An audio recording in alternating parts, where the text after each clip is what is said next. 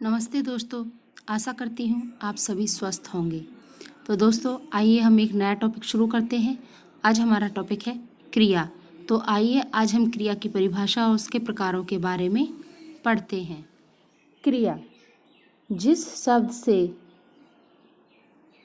किसी काम का करना या होना समझा जाए उसे क्रिया कहते हैं। अर्थात जिस शब्द से हमें किसी काम के करने के बारे में ज्ञान होता है, बोध होता है कि काम किया जा रहा है या किया जा चुका है, उसे हम क्रिया कहते हैं।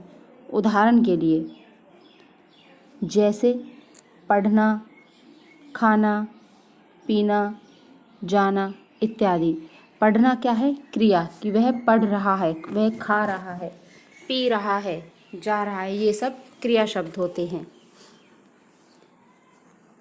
क्रिया जो होती है हमारी मूल धातु जमा प्रत्यय बनकर मूल धातु जमा प्रत्यय, तब हमारी क्रिया बनती है। मूल धातुओं में कुछ प्रत्यय का प्रयोग करके क्रिया बताई जाती है। मूल धातुओं में कुछ प्रत्ययों का प्रयोग करके क्रिया बताई जाती है, इसलिए मूल धातु क्रिया का मूल रूप भी कहा जाता है या मूल अंश कहा जाता है। जैसे चल जमा आना चलना, फिर जमा आना फिरना, उठ जमा आना उठना। ये सभी क्रियाएं इस तरह से बनती हैं। क्रिया के दो भेद होते हैं, सकर्मक क्रिया, नंबर 2 अकर्मक क्रिया। सबसे पहली है हमारी सकर्मक क्रिया। जो क्रिया कर्म के साथ आती हो, अर्थात जिस क्रिया का फल कर्ता को छोड़कर कर्म पर पड़ता है, उसे हम सकर्मक क्रिया कहते हैं। मतलब कि जो क्रिया है उसका फल कर्ता को छोड़कर कर्म पर पड़ता है। कर्म मतलब वो जो कार्य है हमारा उस पर पड़ता है, उसे हम सकर्मक क्रिया कहते हैं। उदाहरण के लिए, उदाहरण से आपको जल्दी समझ आएगा।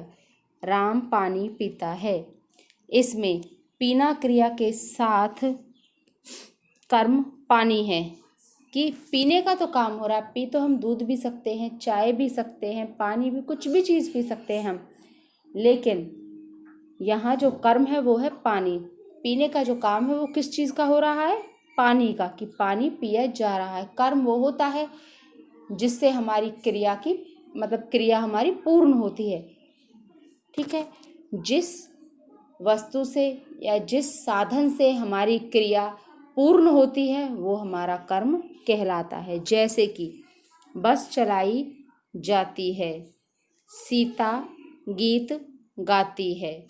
सीता गाती है, क्या गाती है? गीत गाती है। बस चलाई जाती है, ये हमारे सकर्मक क्रिया होती हैं। नंबर 2 अकर्मक क्रिया। अकर्मक क्रिया के साथ कर्म नहीं होता, उसका फल कर्ता पर पड़ता है। अर्थात जो हम कार्य कर रहे हैं उसका सीधा फल कर्ता पर पड़ेगा। जैसे आपने पहले में पढ़ा था कि राम पानी पीता है, पीने का प्रभाव वो किस पर पड़ रहा है? पानी पर। किस पर प्रभाव है? पानी पर, कि क्या पिया जा रहा है? पानी पिया जा रहा है, उसका प्रभाव पानी पर पड़ा। लेकिन यहाँ ऐसा नहीं है कर्मक क्रिया में। उदाहरण के लिए, सोहन हंसता है, राम कुर्सी पर बैठा है, राम गाता है। ये जितने भी वाक्य हैं आपके, यहाँ कर्म का भाव है। जैसे राम गाता है, कर्म का अभाव है और गाता है, क्रिया का फल राम पर पड़ता है। सिर्फ इतना है कि राम गाता है, क्रिया किससे जुड़ी है? राम से, कि उस क्रिया को राम पूरी कर रहा है। अगर हम बोलते हैं कि राम गीत गाता है, तो क्रिया का फल गीत पर पड़ेगा, कि राम काम तो कर रहा है, लेकिन काम किस चीज़ से पूरा हो रहा है? गीत से।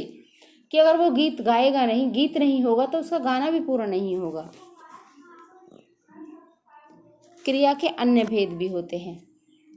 नंबर 1 संयुक्त क्रिया, नाम धातु, प्रेरणार्थक, पूर्वकालिक, द्विकर्मक और सबसे लास्ट सहायक क्रिया। ये क्रिया के भेद होते हैं। तो आइए आगे हम अब इनको भी पढ़ते हैं। संयुक्त क्रिया, 2 या 2 से अधिक क्रियाओं के योग से जो क्रिया बनती है उसे हम संयुक्त क्रिया कहते हैं। जैसे उदाहरण देखिए आप, राम बैठकर खाना खाता है। राम बैठकर, बैठना क्या हो गया, क्रिया हो गई। खाना क्या हो गया, खाना जो यहाँ आ रहा है वो एक वस्तु है कि मतलब रोटियां चपातियाँ होती हैं हमारी और सब्जियां होती हैं, वो यहाँ खाना आया है। जो खाता है वो अपने मुंह में खाने का काम है यहाँ, ठीक है। तो यहाँ दो क्रिया हो जाती हैं हमारी। दूसरा देखिए, सीता विद्यालय पहुंच गई। पहुंचना और गई ये दोनों हमारी क्रियाएं हैं। तो जहाँ दो या दो से अधिक क्रियाओं के योग से क्रिया बनती है वहाँ संयुक्त क्रिया कहलाती है। तीसरा देखिए, श्याम लेटकर टीवी देखता है। इस वाक्य में दो क्रियाएं हैं। नंबर 1 लेटकर, नंबर 2 देखता। दो काम हो रहे हैं कि श्याम टीवी देखता है। देखने का फल किस पर पड़ रहा है, टीवी पर। और वो टीवी देख किस तरह से रहा है, लेटकर। तो हो गई ना दो क्रियाएं, तो ये हो गई हमारी संयुक्त क्रिया। जब एक साथ दो क्रियाएं आती है तो वहाँ संयुक्त क्रिया होती है, जैसे बैठना, खाना, उठना, बैठना, चलना, फिरना इत्यादि। नंबर 2 नाम धातु क्रिया। क्रिया को छोड़कर दूसरे शब्दों, संज्ञा, सर्वनाम और विशेषण से जो धातु बनते हैं उन्हें नाम धातु क्रिया कहते हैं। देखिए उदाहरण नंबर 1, अपना, अपनाना, गरम, गरमाना। जैसे लुटेरों ने जमीन हथिया ली, हमें गरीबों को अपनाना चाहिए। तो यहाँ अपनाना जो है हमारी नाम धातु क्रिया है। अपना क्या है, सर्वनाम, और उसमें जोड़ क्या दिया गया है, ना शब्द, तो वो नाम धातु क्रिया बन गई। अब है हमारी तीसरी क्रिया प्रेरणार्थक क्रिया। जिस क्रिया से ज्ञान हो कि कर्ता स्वयं कार्य न करके किसी अन्य को कार्य करने की प्रेरणा देता है, वह प्रेरणार्थक क्रिया कहलाती है। इस क्रिया में कर्ता है जो वो खुद कोई काम नहीं करता, वो दूसरों को प्रेरणा देकर अपना काम पूरा करवाता है। जैसे लिखना से लिखवाना, ये प्रेरणार्थक क्रिया के उदाहरण हैं। जैसे लिखना शब्द है, लिखना से क्या बन गया, लिखवाना। करना से करवाना। जैसे अध्यापक ने विद्यार्थियों से पाठ लिखवाया।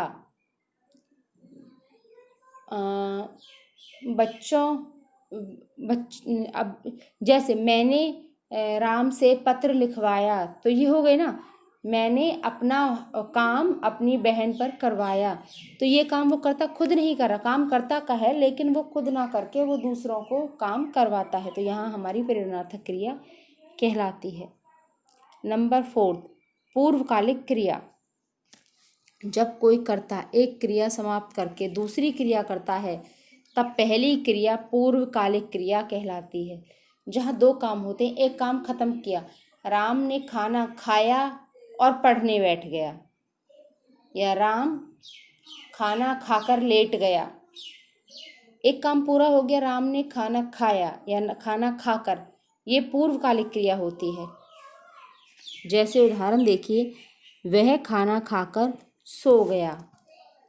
सबसे पहले उसने क्या किया, खाना खाया, पहली क्रिया हो गई पूरी, तो ये पूर्वकालिक क्रिया होती है, और खाना खाते ही वो सो गया।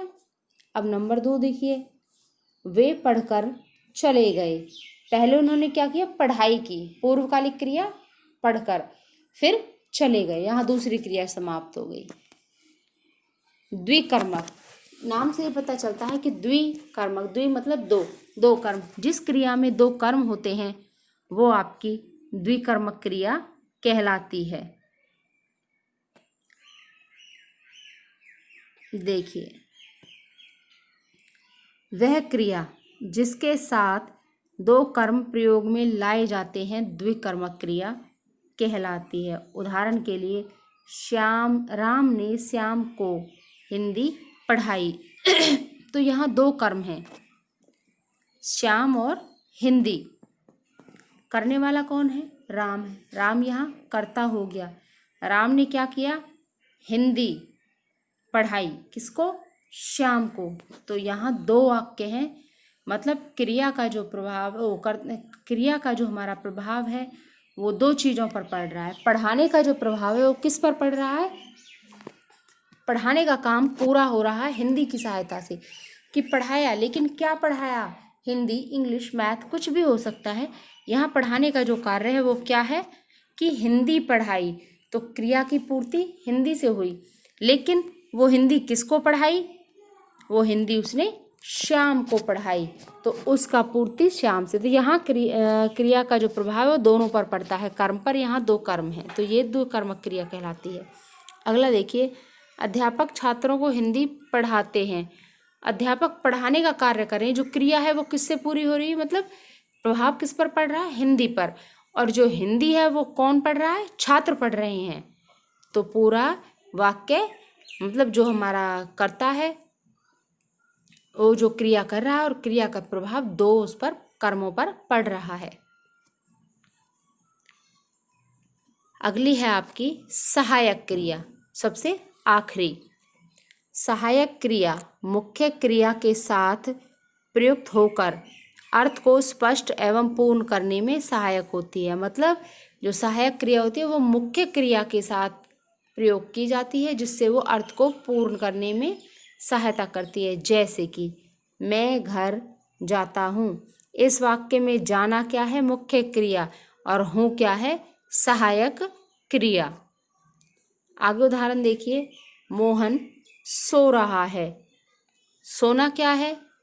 सहायक क्रिया, और रहा है उसके साथ लगाया है तो सहायक क्रिया। सीता बाजार गई थी, जाना क्या हो गया? मुख्य क्रिया, थी क्या है? सहायक क्रिया। तो दोस्तों, आज का जो टॉपिक है वो आपको समझ आ गया होगा। फिर भी अगर आपको कहीं कोई परेशानी होती है तो आप मुझे कमेंट कर सकते हैं, मैं आपके क्वेश्चंस का आंसर जवाब ज़रूर दूंगी। मित्रों, दोस्तों, तो ये जो वीडियो है मेरा, इसको लाइक, शेयर और सब्सक्राइब करना मत भूलिएगा, क्योंकि जिससे ये आपके और अधिक साथियों तक पहुंच सके, उनको भी कुछ थोड़ा बहुत ज्ञान हो सके। आशा करती हूँ आप सभी को ये वीडियो ज़रूर पसंद आया होगा। धन्यवाद।